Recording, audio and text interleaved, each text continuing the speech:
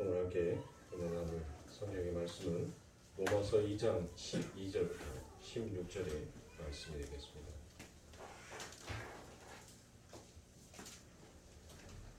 로마서 2장 12절부터 16절의 말씀 다 찾으신 줄 알고 한 목소리로 함께 하나님 앞에 봉독하여 올려드리도록 하겠습니다. 12절입니다. 무릇 율법 없이 범죄하는 자는 또한 율법 없이 망하고 무릇 율법이 있고 범죄하는 율법으로 말미암아 심판을 받으리라. 하나님 앞에서는 율법을 듣는 자가 의인이 아니요 오직 율법을 행하는 자라야 의롭다 하심을 얻으리니 율법 없는 이방인이 본성으로 율법의 일을 행할 때에는 이 사람은 율법이 없어도 자기가 자기에게 율법이 되나니 이런 이들은 그 양심의 증거가 되어 그 생각들이 서로 혹은 고발하며 혹은 변명하며 그 마음에 새긴 율법의 행위를 나타내느니라. 곧 나의 복음의 이름 바와 같이 하나님이 예수 그리스도로 말미암아 사람들의 은밀한 것을 심판하시는 그날이라. 아멘. 자, 양심으로 범죄하는 나다라는 말씀을 가지고 함께 여러분들과 은혜를 나누도록 하겠습니다. 그래서 지난 시간에 여러분들과 함께 은혜 나누었던 말씀들 속에서 여러분들이 잘 정리되지 아니하는 부분들이 있을 것 같아서 다시 한번 지난 시간에 했던 말씀을 한번 다시 하고 그리고 오늘의 말씀으로 그렇게 해서 쭉 이어가도록 하겠습니다. 자, 사람은 자신의 죄 때문에 악한 것보다 자기의 선 때문에 더 악해질 수 있다라는 자크 엘르의 그의 책을 가지고다가 제가 여러분들에게 잠깐 말씀을 드렸죠. 그래서 한 사람을 죽이기 위해서 하나를 만들었지만 결국은 그것은 그 사람과 전혀 관계없는 무수한 사람들을 죽이게끔 하더라라는 것입니다. 그래서 이처럼 인간들은 바로 선을 가지고도 그 선을 선으로 사용하지 못하고 언제든지 악으로 바꿔버릴 수 있다라는 것을 이 저자의 글을 통해서 우리가 알게 되었습니다. 그렇다면 왜 인간은 하나님의 참된 선을 가지고 왜 그렇게 악으로 바꿔버린 것입니까? 바로 그것은 에덴에부터 시작된 무엇이 우리 안에 담겨져 있었습니까? 바로 자기 사랑, 자기 자랑, 자기 실현이라는 이와 같은 자기 중심적인 그와 같은 사상이 그대로 연실 남아있기 때문인 것입니다. 그래서 하나님께서는 이런 이기적인 삶을 바로 이타의 삶이 무엇인지를 하나님께서는 설명하고 나타내시기 위하여서 하나님께서는 이 선악과라는 무대 장치를 그 에덴의 동산지기에 두셨던 것이었어요. 그러니까 마치 리트머스 시험지처럼 리트머스 시험지는 여러분들 어떻습니까? 화장지는 쉽게 설명을 하면 물이 있는 곳에 화장지를 대면 그 화장지가 뭐예요? 야, 나 젖이니까 너 저리 가. 그렇게 합니까? 아니죠. 그 화장지는 곧장 그 물을 흡수해버릴 수밖에 없는 거예요. 그러니까 하나님께서 이 선악과라는 것을 동산 중앙에 넣으셨던 것은 하나님께서 우리들에게 율법을 주신 것이 아니란 말이에요.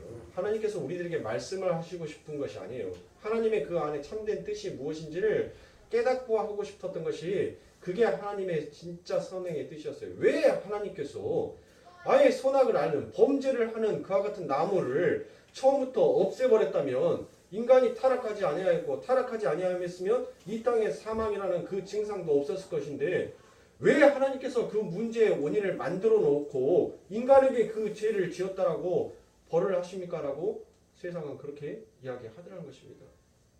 그러면 사랑하는 성도님들, 선악과가 없었다면 인간은 그 선악과가 없었다면 인간은 다른 죄를 짓지 아니했을까요? 본시 우리들은 아버지 하나님께서 우리가 어떠한 존재였는지를 하나님께서는 이미 에스겔서 37장에서 이미 말씀하여 주셨어요. 우리는 마른 뼈였어요. 죽음의 뼈가 가득한 곳이었었어요. 그 죽음의 뼈가 가득했던 그 음침한 골짜기를 누가 창세기 1장 1절에 뭐합니까? 어둡고 흑암이 공허한 그곳에 누가 이제 찾아오시는 거예요? 하나님의 빛이 찾아오시는 거예요. 그 하나님의 덮음이 찾아와서 그 어둠을 몰라내고 그 죽음이라는 사망의 증상을 몰아내버리니까 드디어 인간이 인간다운 자의 삶을 살아가는 것이 무엇인지를 그림으로 에피소드로 보여준 것이 에덴 동산지기예요. 그런데 많은 사람들이 뭘로 받아들이냐, 선악과를. 이거 안 먹으면 살고 이거 먹으면 죽는다로 받아들이더란 것이에요. 지금 하나님께서는 그 동산 중앙에 선악과를 놔두신 이유는 뭐예요? 너희는 지금 어떤 존재인지를 하나님께서는 지금 폭로시키고 싶은 거예요.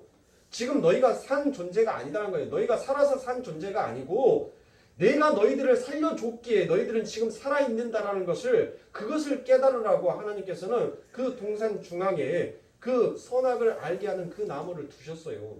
그러니까 즉 너희들은 이거 안 먹으면 살고 너희들은 먹으면 죽는다가에 거기에 포커스가 있는 것이 아니라 너희들은 이것을 먹을 수밖에 없는 존재다라는 것을 하나님께서 드러내고 싶었던 것입니다. 그런 너희들, 그렇게 자기 사랑에 빠져서 그렇게 저주받아서 죽을 수밖에 없는 너희들을 내가 어떻게 살려내는지, 이기적인 삶을 어떻게, 이타의 삶이 무엇인지를 가르치게 하시는 것이, 그게 선악과였고 그게 율법이고 그게 바로 우리 예수 그리스도의 구원의 십자가더라는 것입니다. 그러니 사랑하는 성도님들, 대부분의 성화론자들은 전부 다 오늘 이 본문의 말씀들을 읽으면서 무엇으로 얘기를 합니까? 행하라. 야, 율법을 듣는 것으로 끝내지 말고 행하라라고 말씀하지 않냐. 그러니까 행해야 되지 않냐. 지켜야 되지 않냐. 라고 받아들이더란 것이에요.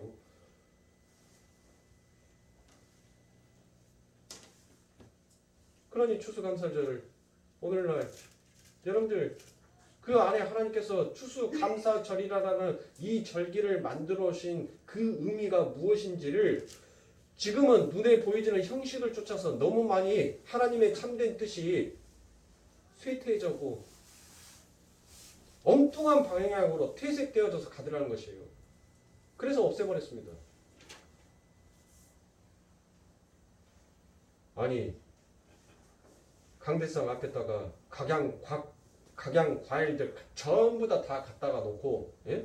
뭐 어떤 교회는 아프리카에다 전화해서 바오밤 나무에서 열리는 그 열매까지도 강대상 앞에다가 갖다 놓는 데도 있다라고 합니다. 전 세계의 모든 열매들을 전부 다 주문해가지고 강대상 앞에 화려하게 장식을 해놓는 교회도 있다라고 합니다.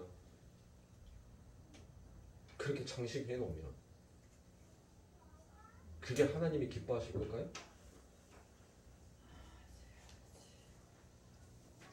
왜 하나님께서 가인과 아벨의 제사에서 그 아벨의 제사를 하나님께서 높이 쳐주시고 왜 그 가인의 제사는 하나님께서 왜 받아주시지 않으셨습니까? 어찌 보면 가인의 제사가 더 화려했어요. 더 보기에는 더 멋있었습니다. 왜요? 드려지는 것이 더 많으니까, 나타낸 것이 더 많으니까. 근데 하나님께서는 그 재물의 많고 적음을 중요하지 아니하시고 그들의 마음을 살피시더라는 것입니다. 아벨은 하나님, 나는 이처럼 하나님 앞에서 도살당한 양처럼 나는 죽을 수밖에 없는 존재입니다. 내 안에 답지답지 붙어있는 내가 각을 뜨고 포를 떠서 하나님 연기처럼 태워져서 하나님 앞에 드려진다 하더라도 하나님, 내 죄를 무엇으로 씻을 수 있겠습니까? 자기가 어떠한 자인지를 참되게 바르게 알고 갔던 그 아벨의 그 마음을 하나님께서 높이 사준 거예요. 그러면 아벨은 뭐 처음부터 그런 마음을 가졌겠습니까? 아니죠. 하나님께서 하나님의 은혜가 덮어진 자와 하나님의 은혜가 덮어지지 아니한 자를 하나님께서는 나타내고 계시는 것이에요. 그래서 성경은 항상 이중적인 의미를 가지고 있습니다. 어떤 의미를 가지고 있습니까?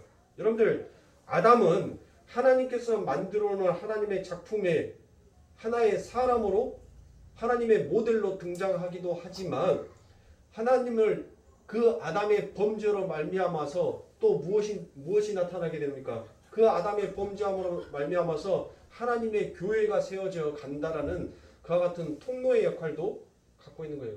그러니까 하나님의 백성들에게는 항상 이와 같은 이중적인 의미가 항상 부여가 되어 있어요. 죄인이면서도 불구하고 그 죄인이 어떻게 하나님의 은혜로 의로운 자로 칭함을 받게 되는지를 두 가지의 속성을 우리들은 항상 가지고 있더라는 것입니다.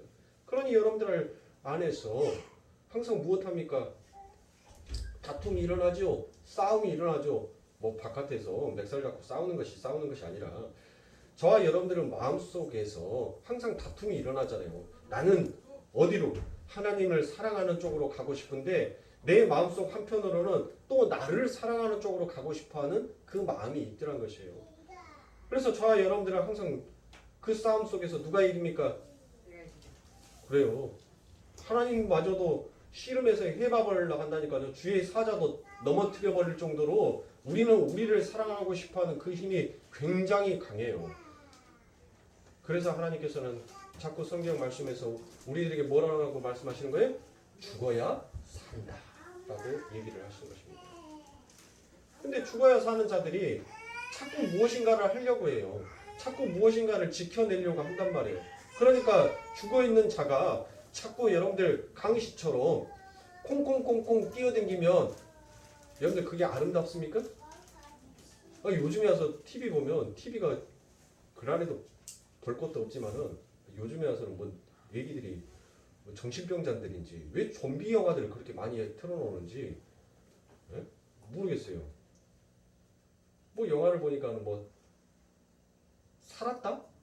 살았다라고 해가지고 뭐 영화가 나오는데 맨 죽은 시체들이 좀비가 되어가지고 죽지 않아서 뭐 괴물처럼 변해가지고 막 살아있는 사람들의 살을 뜯어먹는 그런 영화들이 TV에서 왜 그런 것들을 계속 방영해 주는지는 모르겠지만 그런 것들이 자꾸 나와요, 여러분들.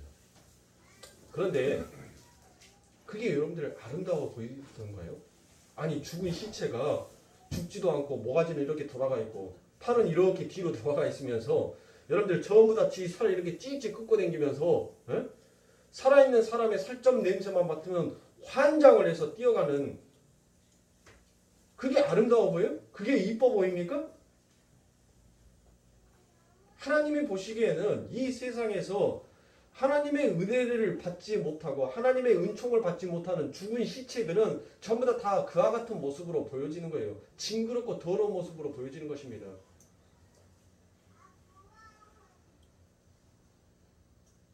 여러분들 한번 생각해 보시라고요. 여러분들이 어느 날 갑자기 은혜를 베풀었어요. 어떤 은혜를? 제가 예전에도 한번 여러분들에게 드렸던 예화이기도 합니다. 아니 누구랑 약속을 했는데 이 사람이 올 시간이 됐는데도 안 와요. 그래서 이제 다리가 아파서 쪼그리고 앉아 있는데 빗방울이 한 방울씩 떨어지기 시작하네요. 오늘 그래도 그나마 우산을 챙겨갖고 갈게. 우산을 썼습니다. 그런데 개미가 내 앞을 지나가는 거예요. 근데 그 떨어지는 빗방울에 개미가 어찌할 바를 몰라서 너무나도 허둥지둥 하더라는 것입니다. 그래서 우산을 씌워서 그 개미가 걸어가는 집까지 안전하게 들어갈 수 있도록 그 개미에게 우산을 씌워줬다라고 했어요. 근데 그 개미가 그 사람을 보니까 너무 고마워. 그래서 자기 딴에는 열심히 그 사람에게 감사의 표현을 하고 싶어서 죽어있는 지렁이를 잡아다가 전부 다 앞에 갖다 놔요. 어디에서 가자 부시래기를 잡아다가 연실을 갖다 놓습니다. 그리고 난 다음에 계속 더듬이로 먹어. 여러분들 그게 진짜 감사일까요? 그게 진짜 고마움일까요? 사람의 입장에서 보면 이거 살려줬더만 죄다 쓰레기만 갖고 들어오네 하면서 뭐 갖다 뿌려요? 너 2번 다시는 여기 발걸음 하지 마 해서 뭐 뿌립니까? 홍기파 갖다가 뿌리잖아요. F킬러 갖다가 뿌리잖아요. 너 다시는 그래 곤충은 곤충이야. 이것들이 살려놨더만은 은혜를 배응망덕한 것들이 이제는 온갖 세상에서 있는 쓰레기들은 전부 다 가져다가 내 집 앞에다 다 놔두고 이것들이 진짜 전부 다 홍기파 뿌려서 F킬러 뿌려서 전부 다 죽여버리죠. 그게 바로 지금 하나님의 은혜가 무엇인지 깨닫지 못하는 인간의 행위가 지금 하나님 앞에서 그렇게 보여지는 거예요. 우리는 죽으라고 하나님 감사합니다라고 생각하면서 우리의 행위로서 하나님 앞에 전부 다 먹지도 못할 온갖 쓰레기들을 전부 다 그 앞에 갖다 놓으면서 하나님 사랑해요. 하나님 나 잘했지요. 그렇게 하고 있으니 정말 은혜를 깨닫는 자는 눈에 나타나는 형식이 아닌 자기의 마음을 쳐서 복종시켜 죽기까지 낮춰 아버지 하나님을 경외하라는 것입니다. 하나님께서는 그것을 우리들에게 요구하시고 그것을 원하시는 거예요. 그래서 성경에서는 하나님께서 수없이 많은 무대 장치들을 놓고 너희들은 어떠한 존재인지를 그리고 너희들에게 베풀어진 그 은혜가 무엇인지를 너희들은 깨닫고 알아라고 하나님께서 우리들에게 이 율법을 이 선악과라는 것을 하나님께서는 주시는 거예요. 저와 여러분들은 날마다 이 율법의 말씀을 가지고 우리들은 날마다 실족할 수밖에 없는 자입니다. 제가 그래서 신명기 28장 16절부터 보면은 어떤 말씀이 나옵니까? 신명기 28장 3절부터 드디어 여러분들이 좋아하시는 복복복복복복복복 복만 나와요. 15절까지. 그리고 난 다음에 16절부터 전부 다 이제 뭐만 나와요? 저주 전부 다 저주만 나와요. 그런데 하나님께서 신명기 28장 58절에 가면 무슨 말씀합니까? 신명기 28장 58절에 가면 야 너 이거 몇 개만 지켜 내가 그러면 축복해 줄게. 안 그랬어요. 전부 지켜. 항상 지켜. 매일 지켜. 그러면 이거 지키면 내가 너한테 너희들이 그렇게 원하는 그 복 내가 너희들에게 내려줄게 라고 말씀하셨습니다. 그런데 어느 누구도 이 613가지나 되는 이 율법을 전부 다 항상 매일 지킬 수 있는 사람이 없더라는 것이에요. 그러면 전부 다 우리들은 어떻습니까? 이제 저주 아래 놓여 있는 자지요. 우리는 그래서 나가는 것마다 다 저주가 되는 것입니다. 우리의 가축들도 전부 다 저주를 받게 되어 있습니다. 우리의 떡반죽 그릇도 전부 다 저주를 받게끔 되어 있어요. 심지어는 애굽에 내렸던 그 질병을 하나님께서 통째로 들여다가 내 몸에다가 안겨주신다고 합니다. 세상에 있지도 아니하는 그 질병을 만들어서 하나님께서 내 인생이 끝날 때까지 내게 주시겠다라고 말씀하십니다. 오, 우리들은 전부 다 뭐한 자예요? 이처럼 저주받은 자예요. 저주받은 자. 그런데 하나님께서는 당신의 사랑하는 그 백성을 살려내시기 위하여서 하나님께서는 언약을 하시죠. 하나님 입장에서 너는 내 백성이 되고 나는 너의 하나님이 될 것이다. 다른 말로 하면 나는 너의 아버지가 될 것이고 너는 내 아들이 될 것이다 라는 그 하나님의 언약을 하나님께서 지키셔야 된다는 거예요. 아니 태어나지도 않은 아들이 아빠하고 말할 수 있습니까? 아니 뭔가 자식이 태어나야지 아빠라고 부르든 엄마라고 부르든 부를 거 아닙니까? 그렇죠. 우리들은 아직 성령에 의해서 태어나지 아니했던 때 하나님께서는 우리들을 그렇게 내가 너를 내 아들로 내 자녀로 내가 너를 맞이해 줄 것이다 라고 그렇게 얘기를 하셨어요. 그래서 하나님께서 그 성령으로 우리들을 탄생케 하여 주시라는 것입니다. 그래서 우리들은 그 성령에 의해서 태어나게 된 자예요. 그런데 우리들은 구원을 받으면서도 연실 하나님의 말씀, 그 하나님의 말씀을 우리들은 뭐 할 수 없어요? 지킬 수가 없어요. 지킬 재간이 없단 말이에요. 613가지나 되는 그 율법을 하나님께서 마태복음 23장에 가서 그 율법을 확 줄여요. 무엇으로 줄입니까? 하나님 사랑, 이웃 사랑. 뭐 첫째는 하나님 사랑이요, 둘째는 이웃 사랑이다라고 하니까는 뭐 하나님께서 두 가지의 계명을 주셨다는 거 생각하는데 여러분들 첫 번째 계명이 큰 것처럼 두 번째 계명도 크다는 거예요. 결국 첫째 계명과 둘째 계명은 똑같다는 것이에요. 하나님을 사랑하는 자가 그 이웃을 사랑할 수 있다라는 것으로 가는 겁니다. 그러면 우리는 어때요? 구원을 받았음에도 불구하고 우리들은 뭐합니까? 하나님도 사랑 안 하고 내 이웃은 더더욱 사랑 안 합니다. 그렇죠? 내 이웃을 어떻게 사랑합니까?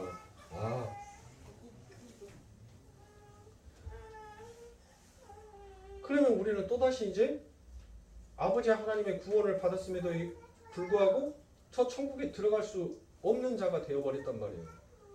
그러면 우리는 온전하게 산 자가 아니잖아요. 우리는 온전하게 살아날 수가 없는 자잖아요. 그래서 하나님께서는 누구를 이 땅에 보내십니까? 예수 그리스도를 보내신 거예요. 그래서 영원한 불치병, 우리들은 우리 스스로 그 아버지 하나님의 말씀을 지켜낼 재간도 없고 지킬 수도 없고 영원히 고치지 못하는 이와 같은 불치병에 놓여있는 우리들을 위해서 예수 그리스도께서 당신의 피의 흘림의 그 백신을 우리들에게 직접 다 주시더란 것이에요. 그래서 우리들은 그 불치병이 해결이 된 것입니다. 과학이 발전하고 문명이 발전하고 여러분들 살기 좋은 세상, 편리한 세상이 되었습니다. 그런데 이 편리하고 이 살기 좋은 세상 속에서도 불치병을 고치지를 못해요. 의학이 엄청나게 발전이 되었는데도 아직 그 암세포가 어디에서 생겨나는지를, 그 원인이 무엇인지를 제대로 설명할 수 있는 박사가 없어요. 과학이 그렇게 발전을 했는데 그 발전한 과학 속에서 인간의 삶 가운데 일어나는 지질과 해일을 막아낼 재간이 없더라는 것이에요. 불어오는 허리케인을 막아낼 방법이 있습니까? 미국 같은 엄청난 저 나라가 여러분들이 한번 생각해 보세요. 1년에 수십조가 그 허리케인으로 인하여서 사라져요. 그리고 복귀시켜놓고 사라지고 복귀시키고 사라지고. 아니 과학과 문명이 발달했는데 왜 그 토네이도 바람 하나 그리고 그 토네이도 바람이 어디로 와서 어디로 갈 것인지를 그거 하나 예측을 못하고 왜 멍청하게 꼭 바람이 지나가는 그 자리에 집을 짓고 살아갑니까? 왜 거기에 수해복구라고 해서 수조 원이라는 그 돈을 투입시켜서 거기를 복귀시키고 왜 또 그 해년마다 불어오는 그 바람으로 인해서 인간이 피해를 보냔 말이에요. 깨닫고 알아는 것입니다. 너희의 한계치는 이것밖에 안 되는 존재다라는 것을 하나님께서는 자꾸 우리들에게 설명시키는 거예요. 자연을 통하여서 문명을 통하여서 하나님께서는 자꾸 우리들에게 말씀하여 주시라는 것입니다. 고고학자들이 평생을 걸쳐서 피라미드를 연구했습니다. 그런데 왜 피라미드가 7대 불가사리 중에 하나예요? 아니 평생 자기의 인생을 다 바쳐서 그 엄청난 고고학 공부를 하고 엄청난 세월을 그 이집트에서 그 모래바람과 싸우면서 그 피라미드에서 연구하는 그 학자들이 왜 7대 불가사리로, 왜 잉카의 문명이 왜 불가사리로, 왜 인간이 해석할 수 없는 것으로 그렇게 그냥 비밀, 이건 미스테리, 왜 그렇게 해가지고 마침표를 찍냔 말이에요. 인간이 최고다라고 생각했던 그 모든 곳에는 항상 그 이상을 뛰어넘을 수 없는 한계치가 있더라는 것입니다. 그거를 깨닫고 알으라는 거예요. 나는 그 이상을 뛰어넘는 하나님이라는 거예요. 보십시오. 하나님께서 과학이 무엇인지 문명이 무엇인지도 모르는 그와 같은 때 하나님께서는 지구에서 일어나는 만유 인력의 법칙을 깨버리셨다니까요. 인간이 어떻게 물리를 걸어갑니까? 설명할 수 있어요? 못하잖아요. 중력의 법칙을 깨버렸어요. 우리 예수님께서. 세상의 의학이 아무리 발달한다고 해도 죽은 사람을 살려낼 수가 없습니다. 그러나 우리 예수님께서는 나사로야 일어나 나오너라 그 말씀 한마디에 죽은 사람이 펄떡 그 무덤문을 열고 나왔습니다. 어떻게 이것을 의학으로 설명할 수 있습니까? 하나님의 율법의 말씀들을 그들은 고상한 지식으로 여겼고 그들의 입술의 행함으로 여겼던 그들의 삶을 보십시오. 그렇게 율법에 대해서 잘 알고 그 율법에 대해서 잘 들었다라고 잘 배웠다라고 하는 자들이 그 예수님의 말씀하시는 그 말 앞에서 그들이 혀를 내두르면서 더 이상 그 예수님의 말씀 앞에 반박할 수 있는 인간이 없더라는 것입니다.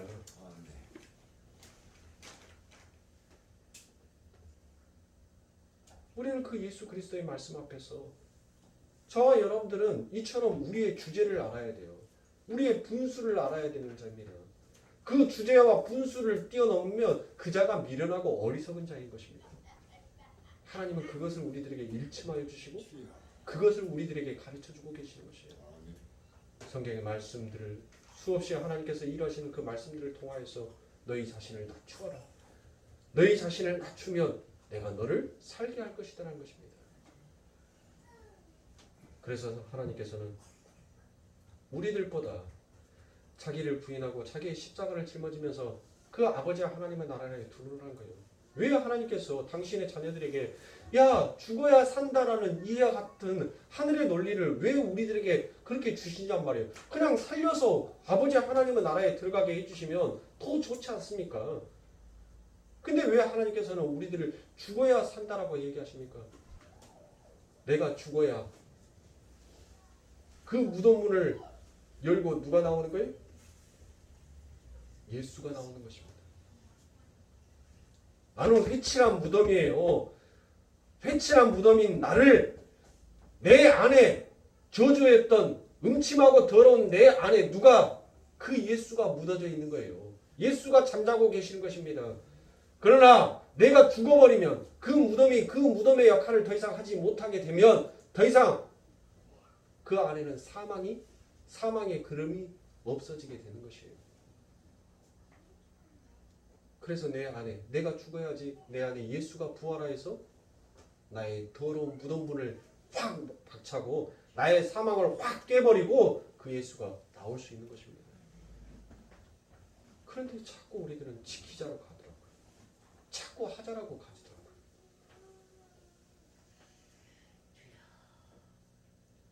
제가 사랑하는 성도님들에게 11조의 의미가 무엇인지도 여러분들에게 말씀을 드렸죠. 11조를 대부분 사람들이 그냥 이 율법의 말씀을 통하여서 그래 9개는 내 거고 1개는 하나님 거 그거 1개 하나님 앞에 드리자 10분의 1을 하나님 앞에 드리면 돼 그걸로 끝나더라는 것이에요. 아닙니다. 사랑하는 성도님들. 하나님께서 에덴의 동산지기를 지으셨었을 때 9가지는 하나님께서 다 아담과 하와에게 주셨지만 단 한 가지는 하나님께서 주시지 아니하셨습니다. 그 한 가지를 통하여서 너희들 것은 처음부터 없었던 자였는데 내가 이 9가지를 준 것은 바로 나다라는 것을 잊지 말라라는 그와 같은 의미에서 하나님께서는 그 에덴에서 선악과만큼은 절대 건드리지 말라라고 하나님께서 말씀하셨던 것이에요. 결국 11조의 의미도 마찬가지입니다. 내가 10분의 1을 하나님 앞에 드리면 다 드렸다고요? 아니요. 그 10개 속에서 하나님 나는 이처럼 하나님 것도 언제나 도둑질하고 싶어하는 나의 마음이 이와 같은 자입니다. 이 10개가 전부 다 하나님 건데 하나님 내 눈에 보았을 때 보암직도 하고 먹음직도 하고 지혜로울 만큼 탐스럽기도 하였기에 하나님 것마저도 제가 도둑질하려고 하는 이 죄인임을 하나님 이 11조를 드림으로 말미암아 나의 죄가 어떠한 것인지를 하나님 앞에 다시 한번 고백합니다라는 그 의미 안에서 여러분들 11조를 하셔야지 그런 의미가 없이 그냥 내 소득의 10분의 1만 내자 그건 율법이에요. 그래서 오늘 본문 12절에서 뭐라고 얘기를 합니까?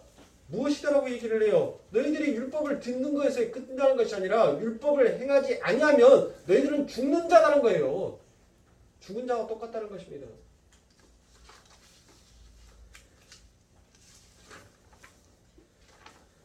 그래서 자기에 빠진 인간들은 그 선한 율법으로 악을 생산해 내더라는 것입니다. 자기가 누구인지를 알라고 주었던 그것을 고작 몇 개 지키고 자기의 악을 교묘하게 감추려고 하는 것이 바로 인간의 모습이더라는 것입니다. 그래서 마태복음 23장에서 이스라엘의 그 율법이라는 것을 갖고 어디로 올라가 버렸는지 주님께서 잘 지적하여 주시는 말씀이 나오더라는 것입니다. 마태복음 23장 2절부터 7절입니다. 서기관들과 바리새인들이 모세의 자리에 앉았으니 그러므로 무엇이든지 저희의 말하는 바는 행하고 지키되 저희의 하는 행위는 본받지 말라. 저희는 말만 하고 행치 아니하며 또 무거운 짐을 묶어 사람의 어깨에 지우되 자기는 이것을 한 손가락으로도 움직이려 하지 아니하며 저희 모든 행위를 사람에게 보이고자 하여 하나니 곧 그 차는 경문을 넓게 하며 옷수를 크게 하고 잔치의 상석과 회당의 상자와 시장에서 문안 받는 것과 사람에게 납비라 칭함을 받는 것을 좋아하느니라 라고 말하고 있습니다. 여러분들 마태복음 23장 잘 보시면 율법을 연구하고 가르치는 서기관과 바리새인들이 어디에 앉아있다라고 얘기를 합니까? 모세의 자리에 앉아있다라고 얘기를 합니다. 그러면 모세의 자리는 어디예요? 모세의 자리가 어디니? 바로 제가 지금 어디에 있죠? 강대상에 있죠? 네. 설교하는 자리, 설교하기 위하여서 앉아있는 의자를 바로 모세의 자리다라고 얘기합니다. 그러면 설교자가 설교하기 위하여서 그 자리에 있는 것이 무엇이 악하고 무엇이 나쁘게 하나님께서는 이처럼 말씀하십니까? 3절을 보시면 그들이 말만 하고 행하지 않았다라는 이유로 그들을 비난하시더라라는 것입니다. 여기서 여러분들이 잘 이해하셔야 할 부분이 있습니다. 예수님께서 왜 이 땅에 오셨는지를 여러분들은 절대로 잊으시면 안 돼요. 우리들은 율법하에 죽을 수밖에 없었던 존재였습니다. 그러는 우리들을 우리 예수님께서 율법과 무관한 자로 살려내시기 위하여서 우리 예수님께서는 이 땅에 오신 것입니다. 그런데 예수님이 지금 바리새인들과 서기관들이 말하는 그 율법을 행하고 강조한다면 여러분들 말이 되겠습니까? 사전에 잘 보시면 무거운 짐을 묶어 사람의 어깨에 지우는 것이다 라고 표현을 하고 있지 않습니까? 그러면 만약에 우리 예수님께서 이처럼 행위를 강조하시는 것이다면 우리 예수님께서는 거짓말쟁이가 되시는 거라니까요. 왜요? 어디 가서는 무거운 짐을 어깨에 메는 것이다. 행하는 것이 무거운 짐을 어깨에 메는 것이다 라고 얘기를 하셔놓고 어디 말씀에 딱 가니까는 야 수고하고 무거운 짐자들아 다 내게로 오라 내가 너희를 편히 쉬게 하리라 라는 요 말씀과 여러분들 맞아요? 너 나만 의지하면 내가 그 무거운 짐 수고의 짐 내가 함께 짊어지어서 너 힘들지 아니하게끔 너 더 이상 그것으로 억압당하지 아니하게끔 내가 해줄게 라고 하셨던 그 예수님의 말씀과 어근이 안 맞잖아요. 그러니까 자기들은 말만 하고 행하지 않았다 그런 것입니다. 그러면서 행하라 그럽니다. 그리고 또 밑에 바리새인들과 유대인들은 율법을 이야기한 걸 가르쳐서 사람들의 어깨에 짐을 지우는 것이다라고 이야기를 합니다. 그러면 예수님이 지금 그걸 지키라라고 강조점을 두고 있다면 예수님은 지금 사람들의 어깨에 짐을 두는 것이 되어버리고 마는 것입니다. 그러니까 지금 예수님께서 무엇이든지 저희의 말하는 바를 행하고 지키라라고 하시는 것은 율법의 진리가 무엇인지를 아는 자는 그 율법이 가르치고 싶어하는 그 올바른 행위를 하게끔 되어 있더라라는 것이에요. 그러면 이제 저와 여러분들은 율법에 우리들에게 주어지는 이유가 무엇인지를 알았죠. 그 진리가 무엇인지를 알았죠. 지키라는 것입니까? 아니지요.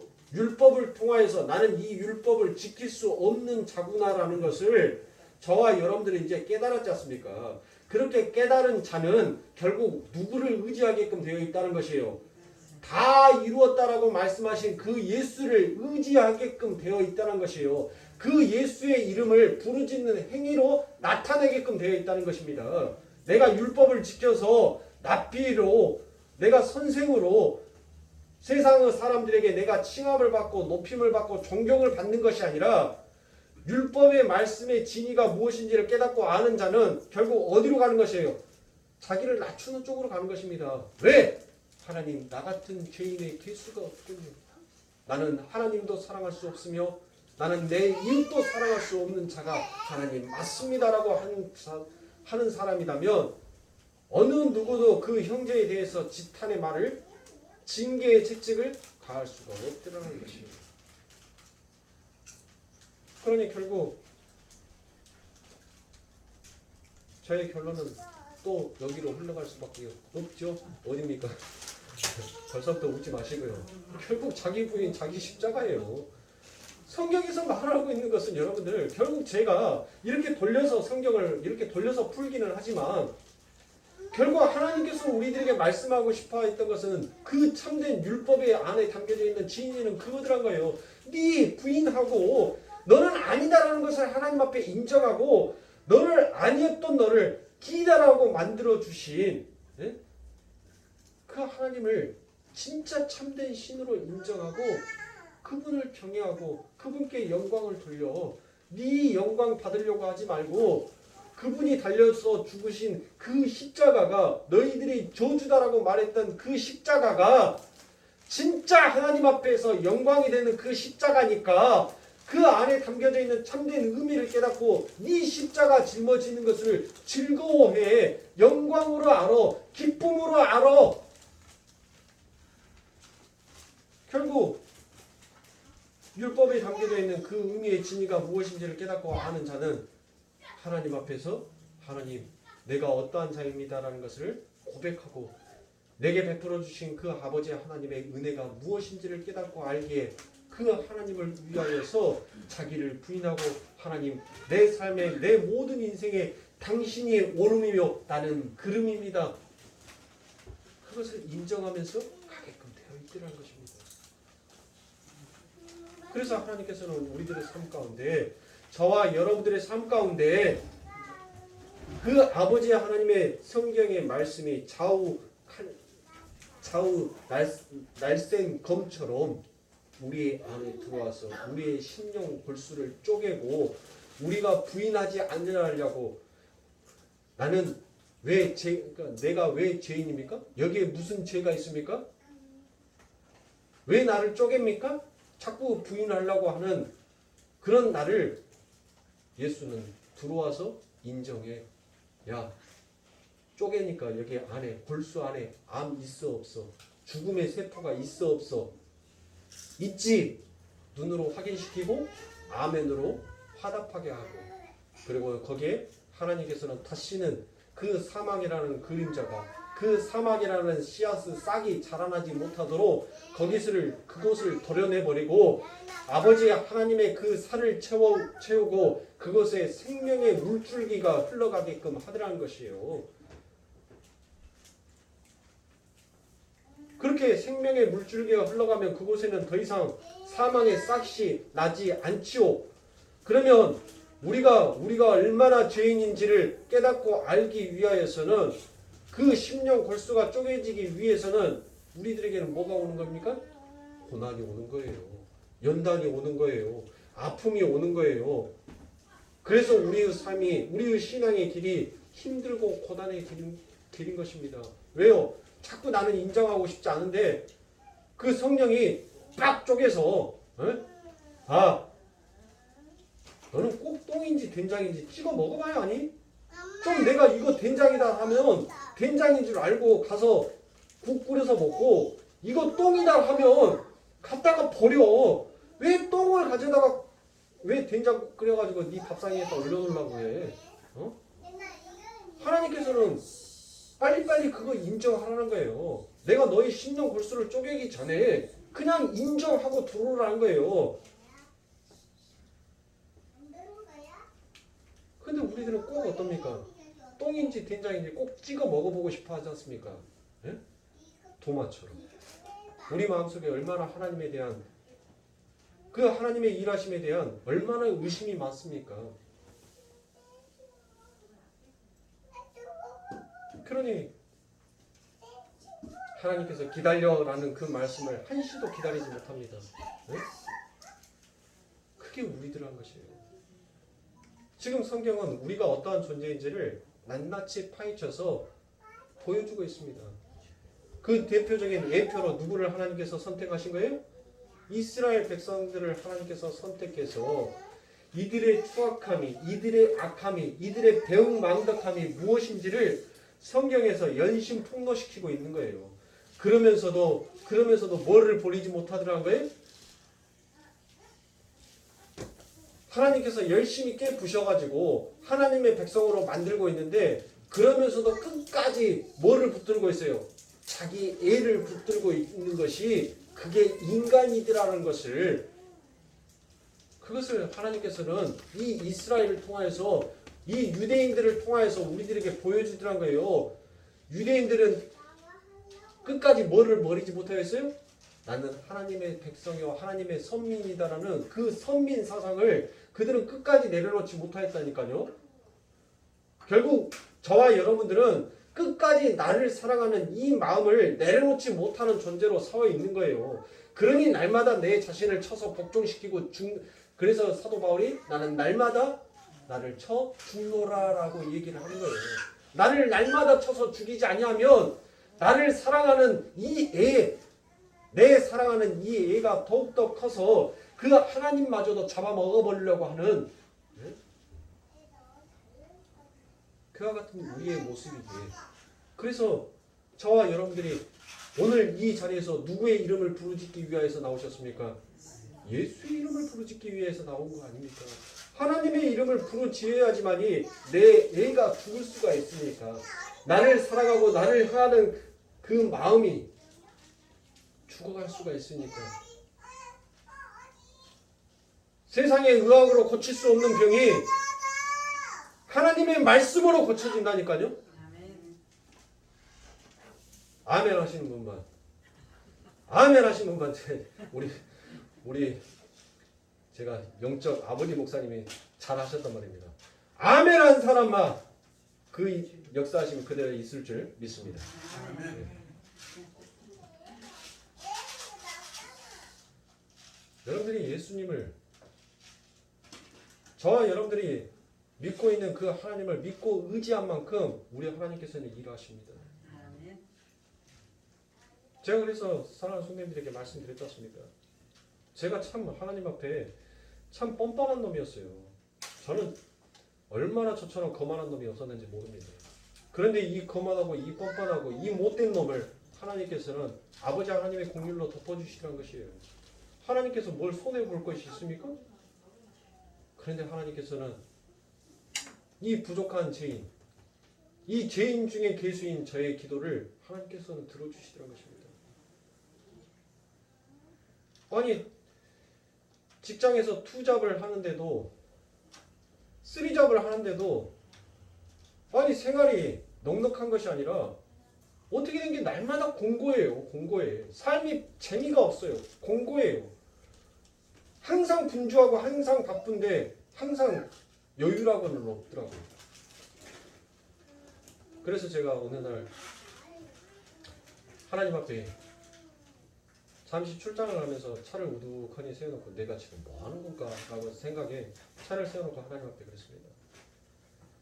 내 아버지의 집에 가더라도 내가 이 정도는 받을 수 있을 것 같은데 문득 그 생각이 들더라고요. 근데 그 마음이 어느 날 갑자기 풍선이 부풀어지기 시작하도록 풍선에 바람이 들어가는 것처럼 그렇게 점점 그 마음이 커져가더라는 것입니다. 그래! 내 아버지 집에 가자. 내 하나님께서 나를 설마 굶어 죽이게 하시겠냐? 내 하나님 집에 가자. 세상 것 다 던져버리고 내 아버지 집에 가자.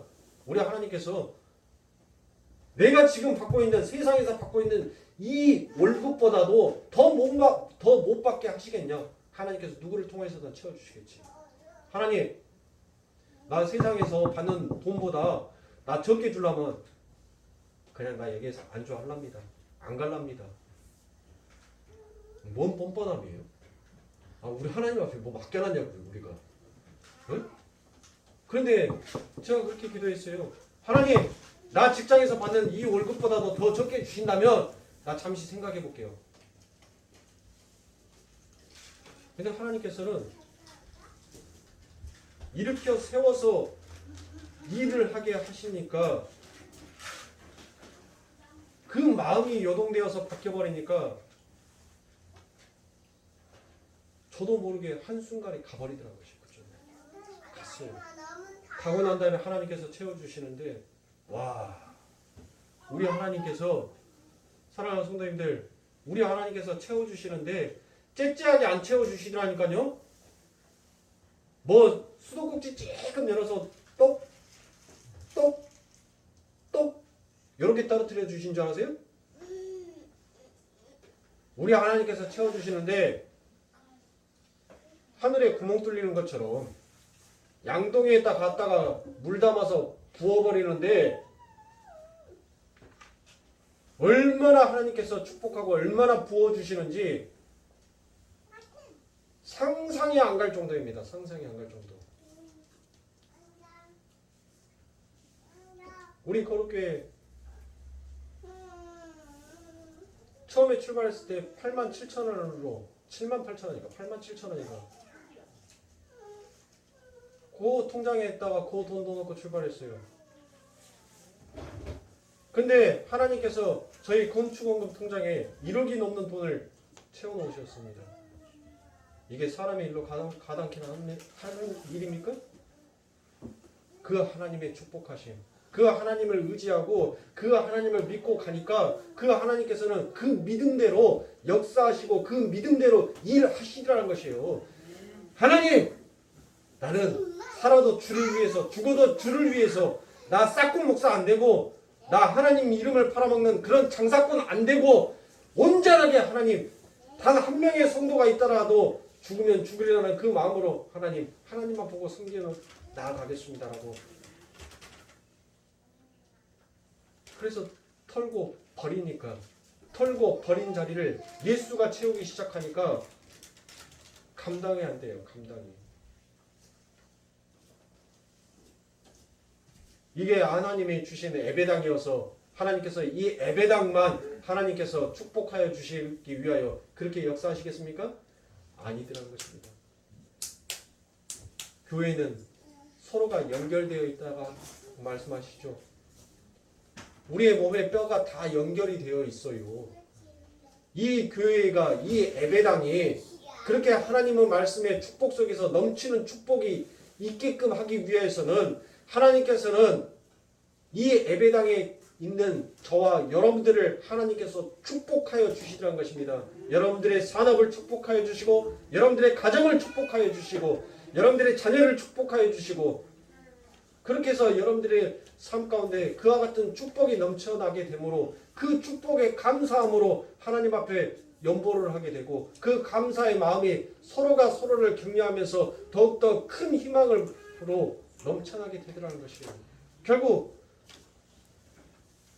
하나님은 당신의 이름을 영화롭게 하기 위하여서 당신의 이름과 연결되어 있는 모든 그 고리들에게 전부 다 하나님의 생명의 물줄기로 축복의 통로를 열어주시더라는 것이에요. 그런데 왜 힘들어하세요? 그런데 왜 자꾸 우울해하세요? 왜 희망이 없는 사람처럼 왜 그렇게 절망적인 삶을 살아가십니까? 나는 안 돼. 나는 해봐도 안 돼. 그 믿음이 안 되게끔 하는 거예요. 나는 무엇이든지 예수 그리스도의 이름으로 하니까 만군의 여호와의 이름으로 하니까 내 삶 가운데는 안 됨은 없다. 반드시 하나님께서는 당신의 이름이 영화롭게 되기 위해서는 모든 것을 성취하시고 모든 것을 이루시는 하나님이시다라는 여러분들의 그와 같은 담대한 믿음이 그 하나님을 움직이게 하고 그 하나님의 움직임이 그 여러분들의 기도 속에 응답되어지게 하는 것입니다. 흔히 믿으세요. 내 능력으로 하려고 하지 마십시오. 우리의 능력은 한계치가 있어요. 대한민국 대통령이 문재인이가 대한민국에서만 대통령이지 다른 나라 가면 대통령 아니에요.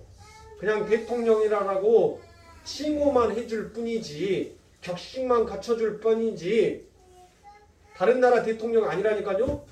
미국 가서 문재인이가 자, 이 미국 법을 이렇게 바꾸겠습니다 하면은 미국 사람들이 가만히 있겠어요? 저 정신병자 아니냐? 야, 여기 네 나라 아니야. 너 치매 걸렸어. 네 나라 비행기 타고 다시 가. 이 세상의 최고의 권력도 그 나라, 그 콧구녕만한 나라에서 해당되는 것이지 전 세계에서 그의 말씀이 힘을 얻을 수 있는 것이 아니더라는 것이에요. 그러나 우주 만물을 호령하시는 우리 하나님이 내 아버지예요. 그분이 내 아버지시란 말이에요. 그러니 사랑하는 성도님들, 저와 여러분들은 이 세상을 담대하게 사셔야죠. 미국이라는 저 대통령도 전 세계에 지 혼자서 좌지우지하는데 그 미국 대통령도 우리 하나님 말씀 앞에서는 무릎을 꿇을 수밖에 없는 대통령이에요. 그만큼 우리가 믿고 있는 우리의 아버지 하나님은 힘으로든 재력으로든 권력으로든 무엇으로든 우리 하나님은 뒤지지 아니하는 하나님이십니다. 우리는 그분의 자녀예요. 그러니 사랑하는 성도님들, 저와 여러분들은 그 만군의 여호와 이름 앞에 우리는 무릎을 꿇고 그분의 이름 앞에 경외하는 것이, 그분을 알아가는 것이 우리의 본분인 것입니다. 결국 오늘 하고 싶은 말씀은 두 장밖에 못했는데 결국 이렇게 마무리를 짓습니다. 사랑하는 선배님들, 제가 결국 똑같은 말씀을 드리는 것 같지만 결국 자기를 부인하고 자기의 십자가를 짊어지는 것이 그게 우리의 영광이다라고 생각하시면 됩니다. 내가 율법 지키고 율법 안 지키고 그 행위가 중요한 것이 아닙니다. 내가 착한 일 하고 착한 일 안 하고 그게 중요한 것이 아니에요. 내가 하나님을 똑바로 알고 있느냐, 내가 하나님을 제대로 알지 못하고 여전히 나를 의지하고 있느냐, 그게 우리 인생에 있어서 가장 시급한 문제인 것입니다. 사랑하는 성도님들, 우리들에게는 이미 하나님을 아는 지혜와 명철을 이미 주셨어요. 그러니 그 지혜와 명철을 소유하고 계시는 여러분들과 저는 우리 하나님이 어떤 분이신지 더욱더 알기를 간절히 소망해야 되고, 그렇게 해서 깨달아질 때 그 하나님 앞에 감사와 경외함을 높여드릴 수 있는 저와 여러분들이 되셔야 한다는 것을 우리들의 신앙생활에서 절대로 잊어버리지 마십시오. 절대로. 그게 중요한 거예요. 하나님을 아는 그 지식이 그게 가장 고귀한 것이고 그것이 가장 중요한 것이며, 그 하나님을 아는 지식이 우리들을 올바른 하나님이 요구하시는 행위로 가져가게 되어 있다는 것을 잊지 마시고, 그렇게 사랑하는 선배님들, 돌아가는 또 세상의 직장들, 세상의 사업장들, 또 세상 속에 놓여 있는 그 가정들 속에서 그 아버지 하나님을 아는 지식을 내 이웃에게 전달할 수 있는 그와 같은 전달자로 한 주간도 승리하시고, 한 주간도 그와 같은 축복 속에서 아버지 하나님 앞에 더욱더 감사, 영광 돌리실 수 있는 우리 거룩교회 성도님들이 되시길 주님의 이름으로 축원합니다.